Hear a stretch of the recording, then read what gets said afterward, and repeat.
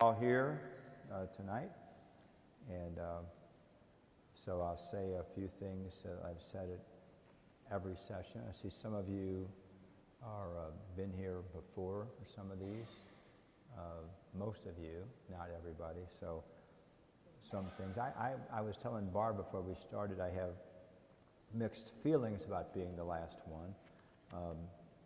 As everybody here knows, I enjoy talking, so I hardly ever get tired of talking.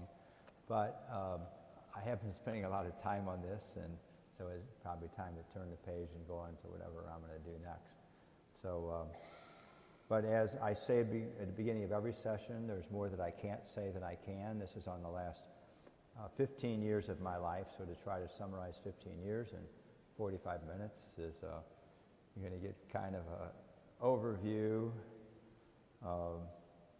And unlike some of the, I'm not really going to tell a lot of stories tonight. I guess it's heading more towards the lessons than the musings. A few musings, we'll see. And those of you who are here for the first time, I say at every session, I really envision this first as being fireside chats, me sitting around my fireplace in my living room and just sort of rambling on, maybe having a drink.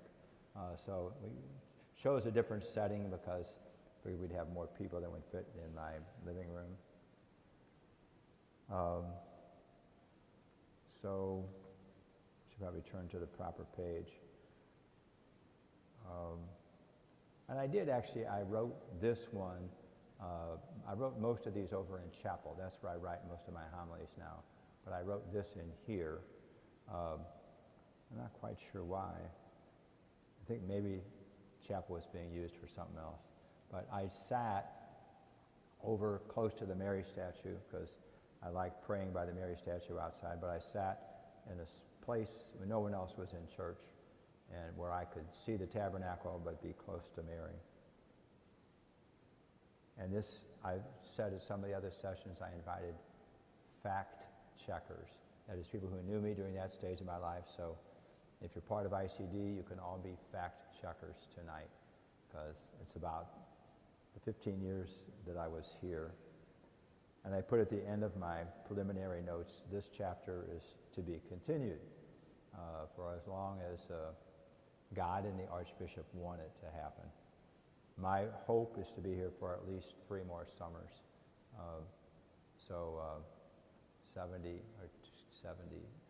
2025, 2026, and 2027. So as a lot can happen with health in 3 years. So we'll see what that brings.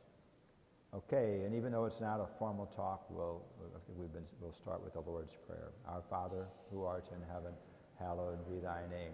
Thy kingdom come, thy will be done on earth as it is in heaven.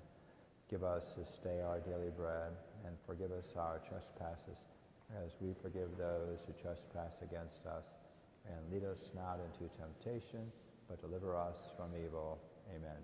In the name of the Father, the Son, and the Holy Spirit. Amen. So one of the parishioners that's here asked me, could they ask questions at the end, and I said yes. We've done that at some of the sessions. Okay. Some of the previous places I served, I mentioned I had no idea where they were. One was my deacon assignment at St. Genevieve. The other was my first assignment as a priest at Cotterville. I did know where Darden Prairie was. I knew about it actually, at least not maybe much about the church, but I knew a little bit about the area for very random reasons. Well, how many of you here ever heard of Dearman Lakes? Yeah, not many. You have, yeah. So Dearman Lakes is over now, it's called Monticello East. It's a gated community. There were some catfish ponds over there, and one of my uncles used to take me and my cousin over there. It was one of those places where they bought catfish down in Louisiana, brought them up here, dumped them in a lake, and called it fishing. So, but being city boys, that was a big deal to come out here to fish at Dearman's Lakes.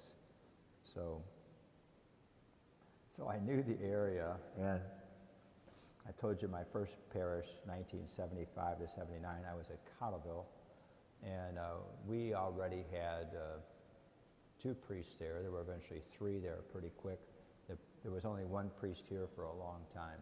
So we would come over here sometimes. The pastor during the years I was at Cottleville, his name was Curtin, and Jerry Curtin. So we would come over here and help him out, say masses. And of course, the road between here and Cottleville at the time was just a 2-lane road. There wasn't no 364. Or how many lanes wide is Highway N now? You don't even know a lot. If you count the outer roads, probably 10 lanes or whatever. Yeah, 2 lanes was it the whole way. So I knew where it was. And one of my classmates was from this parish, seminary classmates. His last name was D-O-V-E. The local pronunciation is Dovey. We called him Henry Dove. And so there's the Dovey Meadows out there off Highway N, but that was not where their farm was. Their farm was where, up where the Walmart is over in Lake St. Louis. So he used to host parties out here. And so for city boys to come out to a farm for a country version of a party, well, country boys knew how to throw a party. Let's leave it at that. So I did know where the place was. And they actually, I remember there were rodeos out here. I've asked a few people who lived out here that long ago where they were. No one, people claim to know. I'm not really sure anybody remembers for sure. But to the best of my knowledge, listening to everybody's ideas, it's more or less where K&N is now. But where K&N is now, it looked nothing like where K&N is now. So, but it was in that area. They would come out for rodeos. And then one of my cousins on my dad's side had moved out here after her children were she was a widow. She moved out here kind of over there by O'Fallon Road, or where Weldon Springs Road hits the North Outer Road, over there close to K. She lived in that subdivision over there. That was so it's an older subdivision. It was already there 40 years. But she was in December of 1998, she was killed by a drunk driver on Highway K. And to this day, she was heading northbound in the suicide lane. And they don't call it that for nothing. So, excuse me, the person who killed her was driving northbound on K. She was on the east side of K, making a left-hand turn to head southbound on K. And it ended up being a medical doctor who was drunk on a Friday afternoon. So what a sad story. So I had, stands out in my mind because that's right when we were getting ready for the Pope to come to St. Louis. He was coming January of 1999. So, and she left 3 children whose dad had died when they were very young already, so now they were parentless. Yeah, she had a little Cavalier like I had, a Cavalier hatchback. In the back of that Cavalier was a Christmas ornament for her first grandchild who had been born a month before. So, yes, I knew about the chapel. That's where we had her funeral. So I said I wasn't going to tell many stories, but I just have, right? So I'm just showing you my connections to the place. Yes, that funeral was in December of 1998. So going on 30 years ago. She and I were very close. We got even closer after her husband died because she had no one to help her raise those boys. And they were teenage boys. I'll just leave it at that. So anyway, we bonded over that.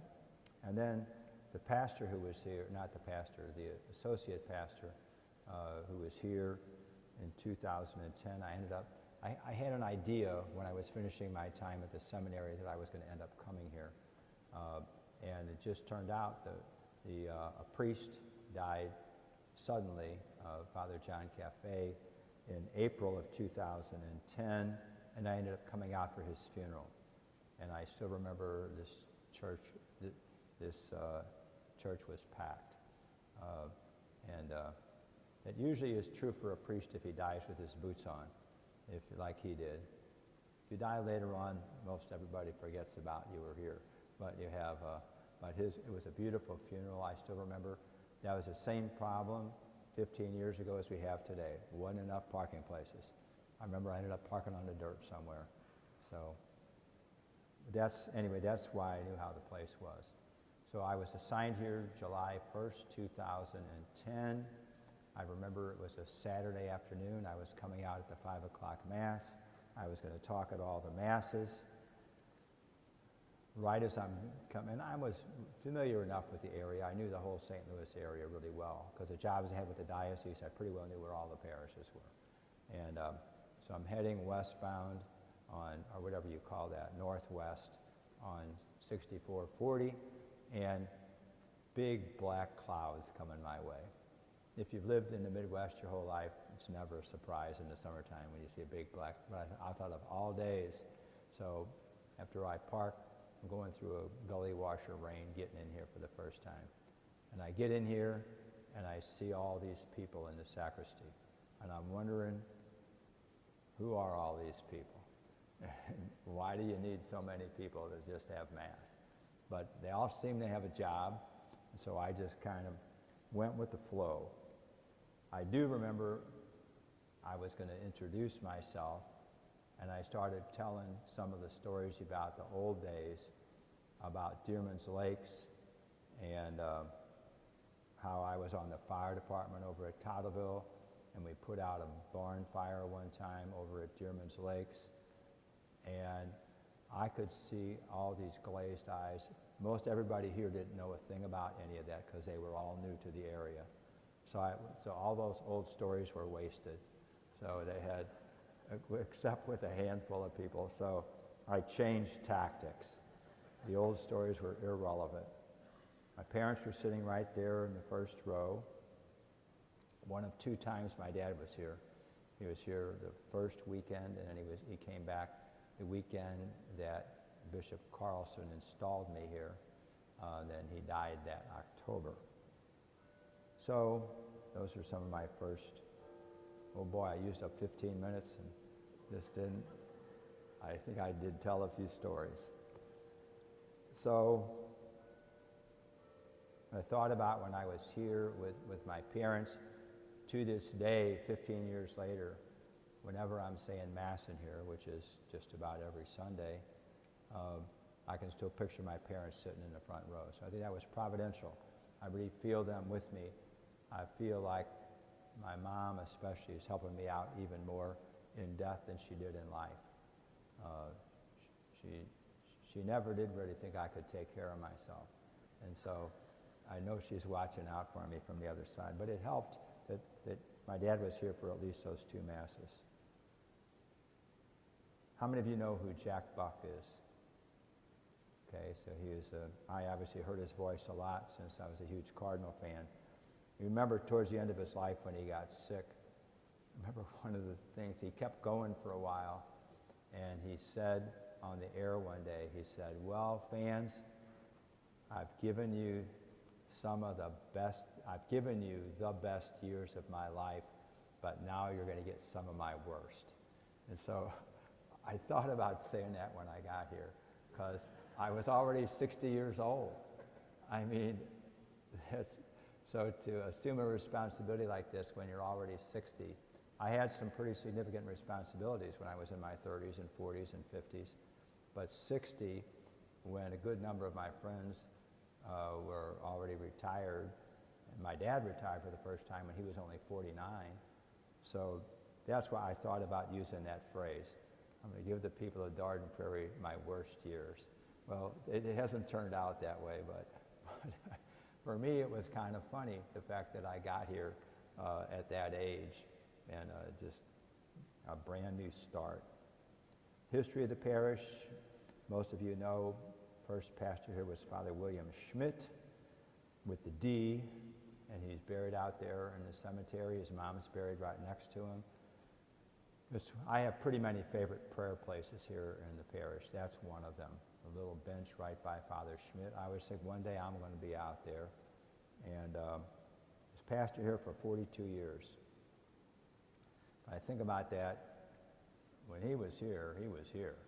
I mean, there wasn't any cars, there wasn't any interstate highway. I'm not even really sure there was a ferry boat.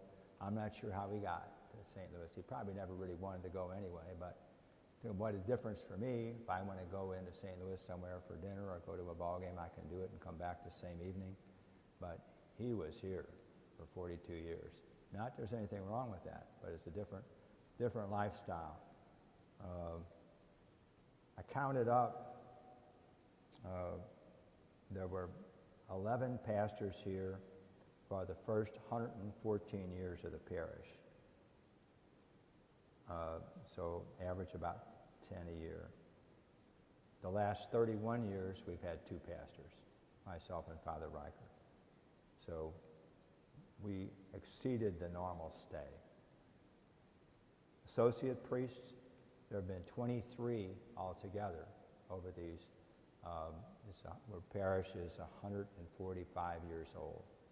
Been 23 associate pastors. They didn't have any for a long time, none until the 90s. And there were 23 altogether. 12 of them have been here with me. So you can ask them if that's good or bad. That's what we've had.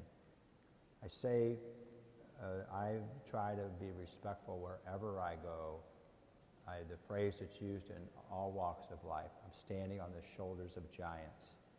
Some people did some good things. That's one reason I go out and pray by Father Schmidt. And I think what it would have been like to be a prairie pastor when it really was all prairie. Would have been beautiful in many ways. Smaller, simpler, slower. But I'm really not into any one of those 3 things. So, but it would have been beautiful in some ways. But I see, those of you who are from here know in the back of the chapel there's a plaque that has called the 30 founding families. Father Riker was pastor here from 1994 to 2010. He oversaw the building of all these new buildings here. So I really admire him for what he did. Parish now, people say how many parishioners you have. So, well, changes every day. We put the number in the book this year, 15,897. Families, we put in the book, 4,988. Weekend mass attendance probably averages about 3,500. Sometimes it's as low as 3,000. On a really good weekend, it's as high as 4,000. Christmas and Easter, higher, and Ash Wednesday. A parish is a living entity, like a human body or like a tree. What does that mean? It has the same identity yesterday and tomorrow as today, but it's different yesterday and tomorrow than it is today. So that's a challenge for a pastor, also an opportunity, constantly adapting. It's a vibrant parish, as you all know. We list 70-some organizations and ministries. It's full of individuals, families, institutions within the parish, such as the school, and lots of faith groups.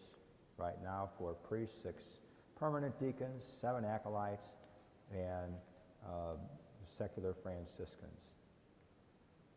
Give you an idea what I mean about how things change.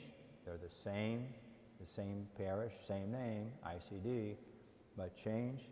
In the 15 years I've been here, I asked Amy to count up the other day. She said we've had 2,581 families register in those 15 years. But we haven't grown by that number because a lot of people move out. We've had 1,756 infant baptisms, We've had 593 weddings, 1,141 funerals. So if I just had a building full of all the people whose funerals we had, that would be bigger than most parishes. So that's a lot to adapt to for a pastor. People born, people die, people move in, people move out. So I said the parish is like a river that way. Some of the old philosophers talked about that. If you stare at a river, it's different every second. What you're looking at here, a second later, is here. A second later, it's here. Other water to replace it. So we call it the Missouri River, Mississippi River. Same river, but different. That's the way a parish life is. So I actually find that kind of exciting. But it is a lot to adapt to. People come, people go, just like the associates. Everybody has their own gifts. Everybody's got their own problems. Everybody's got their own fears. So everybody brings something different to the table. It's kind of like your own immediate family or extended family. This is just a bigger version of a family. I don't have this in my notes, but since I'm rambling on and you guys haven't left, we'll have the people oftentimes say, Monsignor, you sure still run a good business. I said, I hope not. I said, I view this as a family, but it has a stewardship component to it. I'm the head of the family, the shepherd. So it's my responsibility to make sure that I'm a good steward of the resources of the parish, the money, the buildings, the personnel. So, but it's a very fluid situation. I guess it's kind of a pun, saying a river. It's vibrant. What does something that's alive do? It does a couple of things. It affirms, it supports, it comforts, it also challenges. When a healthy body is doing what it ought to do, it doesn't grow unless there's stress on it. Most of you know I still go to Renage Center 3 times a week. I thought, and I always push it a little bit, I thought I was having a pretty easy workout today, but the way my body felt the rest of the day, I might have pushed it a little hard. But it's just like, again, like in a parish. It's new people. This microphone does that all the time. It goes out for a while. And then it usually comes back just like that. I think all of cyberspace is out to get the boomers. That's my thinking. So, had 12 associates here, as I said before, in my 15 years here. They come in all shapes and sizes, different gifts, so they all bring a different dimension to the parish. It's a lot for you all to adjust to. Sometimes the new priest would come here and feel sorry for themselves. I said, why don't you feel sorry for the people? Look at all the new priests they got to constantly adjust to. So it's vibrant that way, and it's a growth opportunity for the priest as well, including myself. Hope I'm not done growing just because I'm nearing 50 years being a priest. And what I talked about in a lot of the previous talks, going back to the 1960s, when there were so many cultural changes in the United States, there was a lot of shifting of culture, where the things that held the church together, which was so many religious communities active in the diocese, and members of religious communities, and growing seminaries. Well, it was heading in the other direction it was heading in that direction for the last 40 or 50 years. So that continues to impact what we do here. Right now, I would say you could be a pretty casual Catholic 40, 50, 60 years ago. Just did the basic things. Now, I think in order to be a Catholic, you have to be pretty intentional about it, or any Christian for that matter, because a lot of societies go in the other direction. So that's part of the milieu in which we live our lives here as people of faith. So my take is that Catholics who are engaged in a church, such as many of you who are here tonight, are stronger than Catholics were decades ago. because it'd be pretty easy to just drift away like so many people have done. And so it's more, I use that word intentional a lot, you choosing it. And just as a sort of a random remark, one of my joys here every day, one of the reasons I have no desire to leave, at least in the near future, is just the children being around every day. I put in my notes the innocent joy of children. I've been blessed to be able to travel around the world, Asia, Africa, South America, and that sound is the same everywhere, regardless of the language. You hear a bunch of children playing together, it's just a joyful sound. You don't have to understand any of the words. I would be remiss if I didn't mention COVID, because I don't even know. COVID's apparently still going on. We're not really sure if it stopped or when it stopped, if it did, but we know when it started, at least in this area to make a difference, was March of 2020. I still remember one night the priest got an email. It was a Monday night, and it said, you're not going to be having Mass tomorrow, and you're not going to be having Mass Sunday. And you all know how that was, at least no public Mass. So that was kind of strange.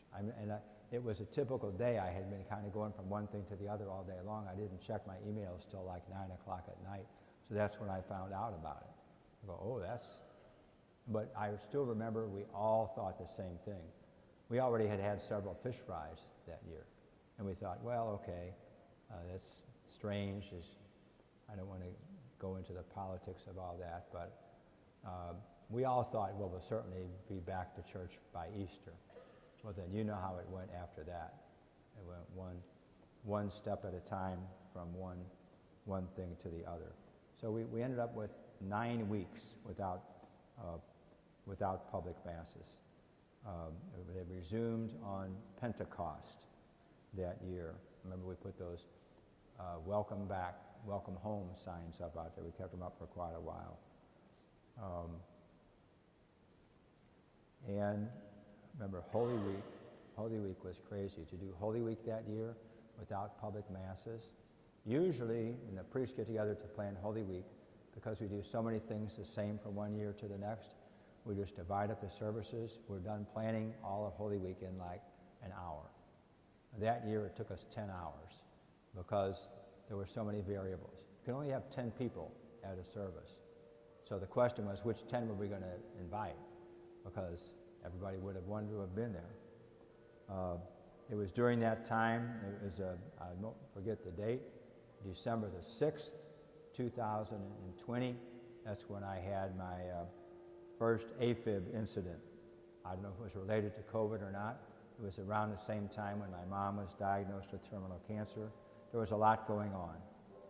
I remember what I said from when we could start, remember when we started having Masses again? I remember one of my disappointments was I thought I was going to be so excited the first time we had Mass together, but I wasn't. You know why? Because I looked out there, everybody's sitting 6 feet apart, wearing masks. It was unhuman. It was not a good, warm vibe. And it took a while and remember for a while, we pasted pictures.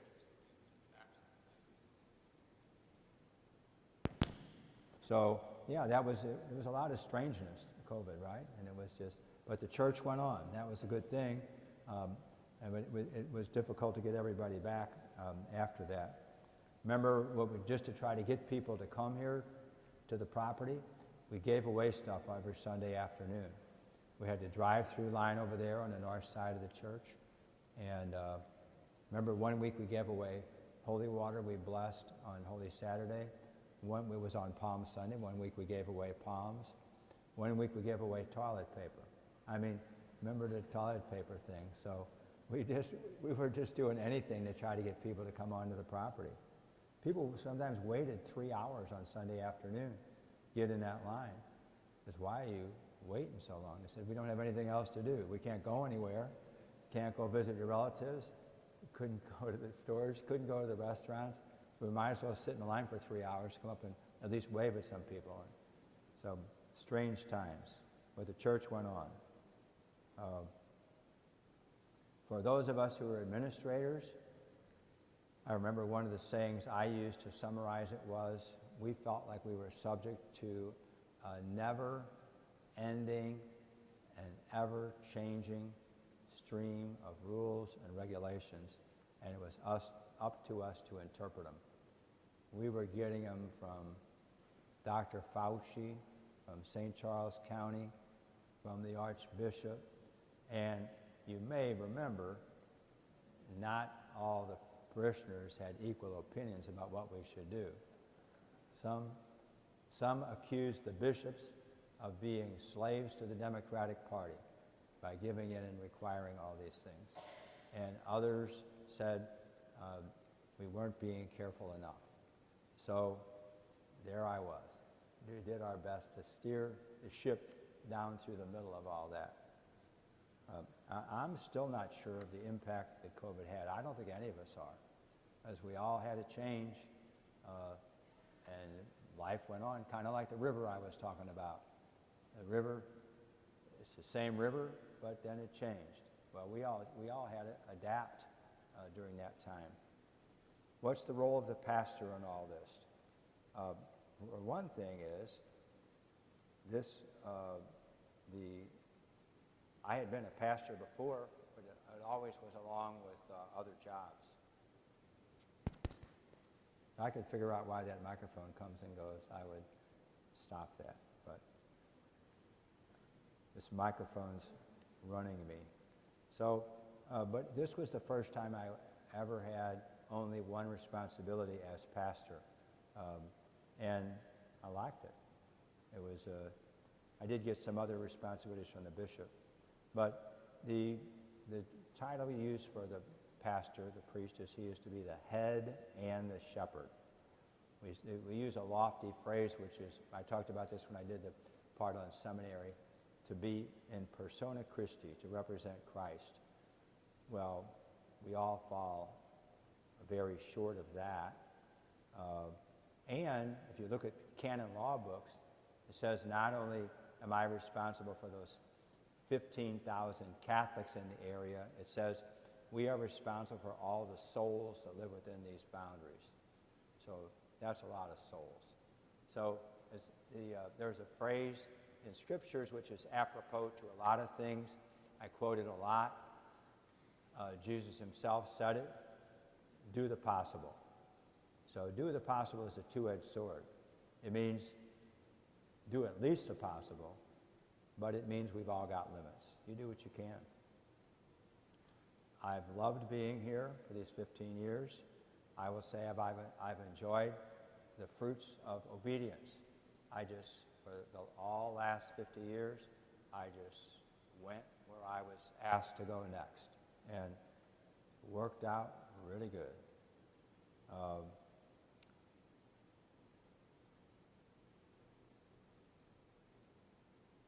Like the parishioners, one thing I've said to you before from the pulpit is, if you want the parish with the perfect pastor, you are in the wrong parish, because the bishop sent me.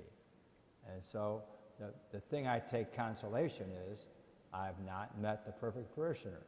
So if you are one, introduce yourself after the talk this evening. And then I would like to do that. And you can come up and preach for me next weekend. People would love to see the perfect parishioner. So, but that's what we share, of course, as human beings. We're all imperfect, and yet we have a chance to be made whole through the life of Jesus Christ. We call that imperfect but redeemed. I feel like I'm a spiritual grandpa to this parish, multi-generational. So working with children, with teens. Since I shepherded my own parents through their aging process, pretty many people talk to me about that here, who have to make decisions about their parents. And having now been a cancer survivor for 9 years, a lot of people talk to me about cancer. I've been a consultant from pretty many parishioners about cancer.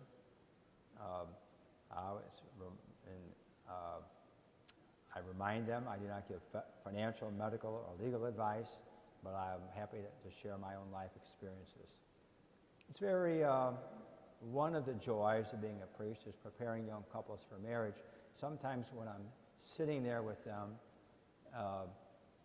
and I'm 75 and they're maybe 25, and they're listening to me, I try to think back to what I thought about 75-year-olds when I was 25. Wasn't very much. And so I didn't really think, I was polite to them, but I didn't really think they had much to say to me. And so whenever I see these 25-year-olds sitting in front of me and actually sitting there and listening and asking questions, I'm always kind of stunned. And I think, but I enjoy it. I think, well, kind of like you guys. As long as they're sitting there, I'm going to keep giving it my best shot. And so, it's a great blessing to be here. Big challenge as pastor, I use this term a lot. I see we have some staff members here tonight too. To the staff, I regularly say one of our biggest challenges, not just as me as the pastor, but for all of us on staff, our role is to help transform people so they give themselves totally to Jesus Christ. Most of those 5,000 families that sign up for our parish are not looking to be transformed. They're coming here for a transaction. They want to send their kid to school. They want to get somebody baptized. They want to get their kid into a preschool program. They want their kid on a sports team. So that's why many of them sign up. But it doesn't mean we give up on trying to transform them. That's our calling, is to preach to them the gospel. But it's apparently with our wonderful staff here, we're very good at providing transactions. You call about just about anything. I think yesterday morning alone we had calls for 3 last rites calls. And I mean, that's just people, that gets people's attention, but honestly, that's one of the easier things we do, and sometimes actually very rewarding. But I just give it, if people need help of almost any kind, we do it. We're there. And so it's a good thing. But our hope always is that there's more to it than just providing that transaction. For people like most of you that are here tonight, that are highly engaged, well, there's an added dimension. When people who are already seeking transformation do call for something, it adds an element of joy to us when we do it, because we're participating in that person growing further in the faith. One of the phrases I used a lot with the seminarians when I talked about my years at the seminary equally applies to parish work. Talked about 4 levels of formation, human, spiritual, pastoral, and intellectual. But the same thing applies to parishioners. If you want to stay alive, if you want to stay vibrant, if you want to stay happy, you better pay attention every day to your mind, your body, your soul, and your key relationships. To the extent you do that, your life's going to be good. To the extent you let any one of those 4 things go, you're going to have problems, and usually self-inflicted problems. It became a great blessing for me here that I had to get very practiced at helping people grow with those 4 pillars at the seminary. It was my main responsibility. And so I do my best to transfer that line of thinking here to the parish. Most of you know one of my favorite prayer places is out there in front of the Mary statue, out in front of chapel. I was already there once today, and I say my final 3 prayers of the night there usually. And you know, I always tell you that I'll devote one of my holy hours each week to all of your intentions. So try to be, being imperfect, but try to provide some good witness. This is the last talk. One obvious thing to mention, the last of this series, legacy. What's a legacy in a parish? People that are parents and grandparents, they have a legacy in people they bring into the world, and descendants. I don't have that directly, I have that spiritually. But people tell me sometimes that a legacy in the parish was, when I got here, we owed a lot of money. Now we don't. Somebody told me my legacy here is going to be keeping the chapel fixed up, because it's the oldest building, 1896, and still looking good. We put a lot of money into it, a lot of time into it. People love praying there. What a blessing to have a adoration space like that chapel. And we put up that Holy Family statue out there, another statue across from it about the gift of life, the hands holding a little baby, and hopefully this year we're going to build a grotto to the Blessed Virgin Mary down by the soccer fields. But while that might be part of a legacy here, physically, it's not nearly important as touching souls. Those of you who know me well know that one phrase I've used a lot for pretty many years now, I'd say the last 4 or 5 years, is I feel like George Bailey at the end of the Wonderful Life movie, the richest man in town. Because all the relationships I have, not just here, people in this parish are relatively new in my life. I was 60 by the time I got here. And so people only knew me those 15 years, but all the relationships I've had, and you can't, if I had $10 billion, you cannot buy those relationships.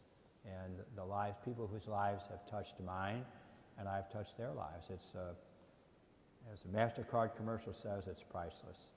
I'm happy to see how adoration has grown during the years I've been here. We used to just have a little room, now we have the whole chapel.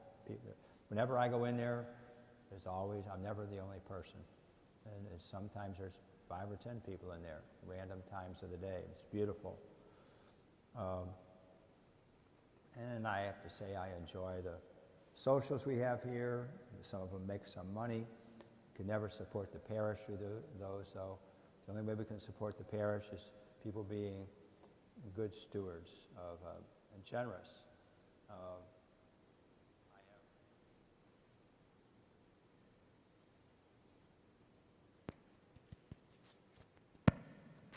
I don't know what it needs. This is, maybe it needs holy water. But I have not given in to the temptation to preach that people need to donate because we have needs, because needs could be endless. About all I've ever said is if you give, it's good for your soul. And most likely, the more you give, the better off your soul is. And I think it's true that in our parish, some of the people that appear to me, God bless you, it appear to me to be the happiest and the most wholesome people are those who are also very generous.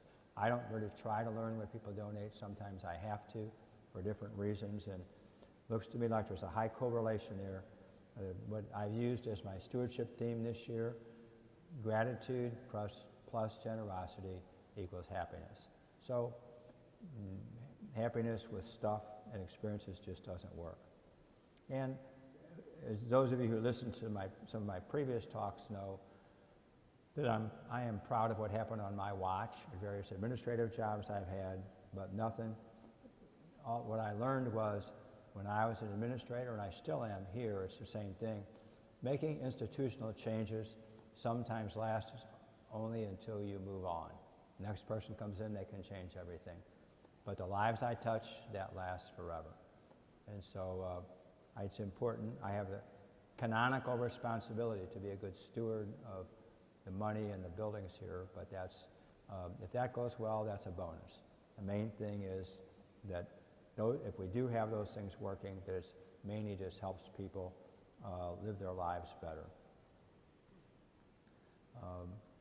I do think the fact that since I've been here, that I've survived cancer, that I have AFib, that I saw my parents in their final days and helped take care of them, I do think that's assisted me in relating to the people here, because that's where everybody lives. Everybody lives with facing challenges, and has put that more in my heart in relating to all of you. So I would say my life came together here at ICD. Everything prior, in those first 60 years, helped me be a better pastor here. And in particular, those 8 years I was the rector at the seminary, besides all the other parish experiences I've had. One of the scriptures that was one of my favorite scriptures when I was young, now that I'm not young, means even more to me.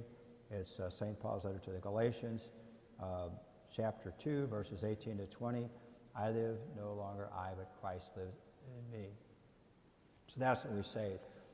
None of us can accomplish anything on our own. We didn't take our last breath on our own.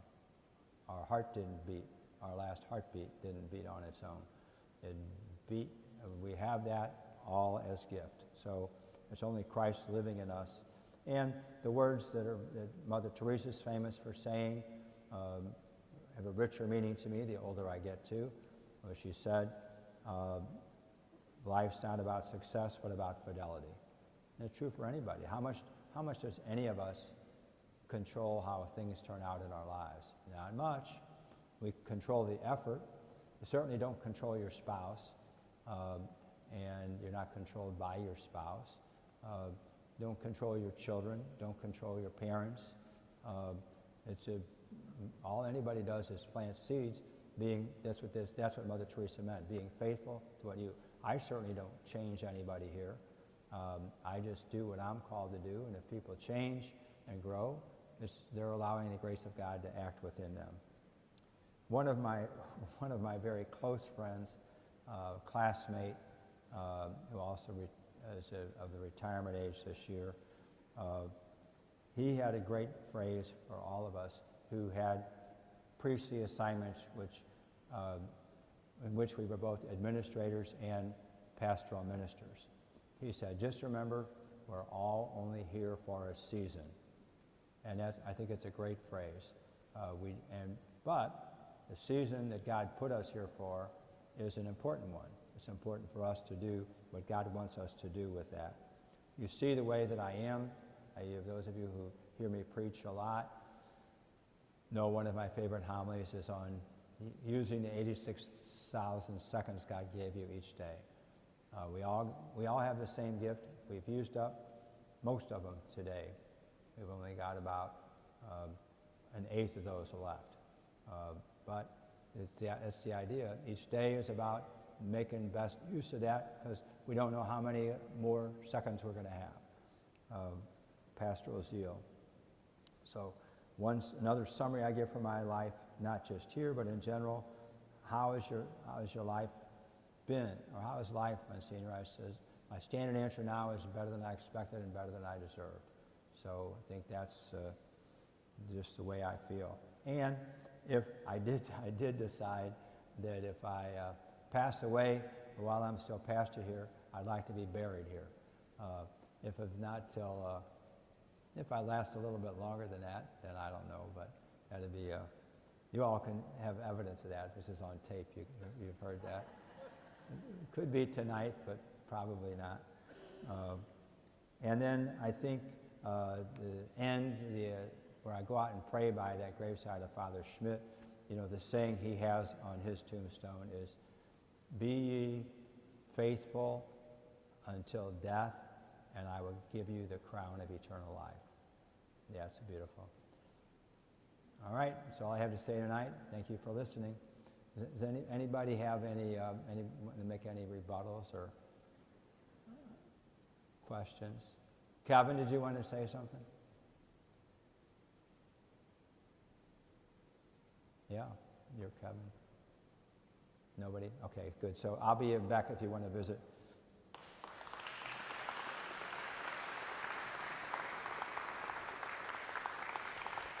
Thank you.